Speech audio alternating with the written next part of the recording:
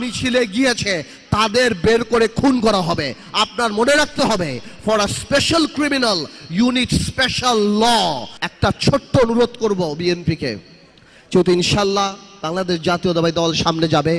গত 9 মাসে আমি বিএনপির মধ্যে সাংঘাতিক ইনক্লুসিভিটি দেখেছি, মেন্টালিটি দেখেছি, সবাইকে নিয়ে কাজ করার। এটাকে আমি অত্যন্ত সাধুবাদ জানাই। কিন্তু আমি একটা অনুরোধ করব, সব কিছু জাতি গঠন প্রক্রিয়া এক হবে না, তাহলে তো আর ডেমোক্রেসি থাকে না। হয়তো অনেক জায়গাতেই অনেক কিছু থাকবে, অনেক কিছু একমত হবে না, কিন্তু আমাদের সবার একটা জায়গায় এক থাকতে হবে। কারণ সেটা হলো কি, আওয়ামী লীগ যাতে আর রাজনীতিতে না আসতে পারে। আজকে 10 মাস আওয়ামী লীগ একটা মুরগির খোপ পায় নাই যেখানে বের হয়ে বলবে যে আমরা আওয়ামী লীগ। গত 17 বছর গুম খুন হত্যা করে মানুষকে একটা ভয়ের মধ্যে রেখেছিল, ভীতির মধ্যে। কিন্তু আওয়ামী লীগ উপলব্ধি করেনি যে এই ভীতিটা একটা পর্যায়ে ঘৃণায় রূপান্তরিত হবে, এবং এই ঘৃণা রূপান্তরিত হবে গণঅভ্যুত্থানে। আমি আরেকটা কথা সবসময় বলি, জেল থেকে বের হওয়ার পরে বলেছি, আমি বিশ্বাস করি, তাই আমি বলি, আমি একটু স্পিরিচুয়ালিটিতে বিশ্বাস করি, ডিভাইননেসে বিশ্বাস করি। একটা মানুষ বা একটা দল, কত বড় একটা রাজনৈতিক দল, কিভাবে বাংলাদেশের মানুষের মনের মধ্য থেকে উঠে গেল, কেমন ভাবে এত বড় একটা ঘৃণার পাত্র হিসাবে পরিণত হলো, যে আজকে শুধুমাত্র সামাজিকভাবে বাংলাদেশি ইতিহাসে কোনো রাজনৈতিক দলের এমন পতন হয়নি। তার মানে কি পরিমাণ অপরাধ না করে থাকলে, কি পরিমাণ আমানত খেয়ানত না করে থাকলে একটা রাজনৈতিক দল যার এত বর্ণাঢ্য ইতিহাস ছিল, সে মানুষের মন থেকে যে উঠে গিয়েছে। এমনকি এরশাদ সাহেবেরও পতনের পর 2 দিনের মাথায় আমাদের মনে আছে, আমরা ছোট ছিলাম, মিজান চৌধুরীকে আমি দেখেছিলাম সেই সময় পার্টি অফিস করে দল করতে। আজকে 10 মাস আওয়ামী লীগ একটা মুরগির খোপ পায় নাই যেখানে বের হয়ে বলবে যে আমরা আওয়ামী লীগ। এইটা কোনো রাজনীতি না, এইটা আন্দোলন, এটা আল্লাহ নারাজ হয়ে যায়। আল্লাহ যখন নারাজ হয়ে যায় তখন নাকি জিব্রাইল আলাইহিস সালামকে বলে দেয়, এবং জিব্রাইল আলাইহিস সালাম সকল কায়নাতে মানুষকে বলে দেয় যে আল্লাহ এর প্রতি ঘৃণা এনে দাও। নাহলে আমি আসলেই চিন্তা করি, এই থেকে আমাদের শিক্ষা নিতে হবে। কি শিক্ষা নিতে হবে?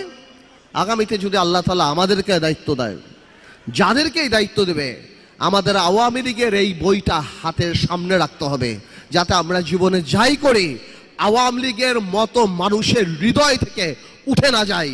আওয়ামী লীগ একটা example that how a political party can become a criminal enterprise in a country. একটা রাজনৈতিক দল একটা ক্রিমিনাল এন্টারপ্রাইজে কিভাবে, এবং দেখেন আল্লাহর কি মোহর মারা, ক্ষমা চাওয়া তো দূরের কথা।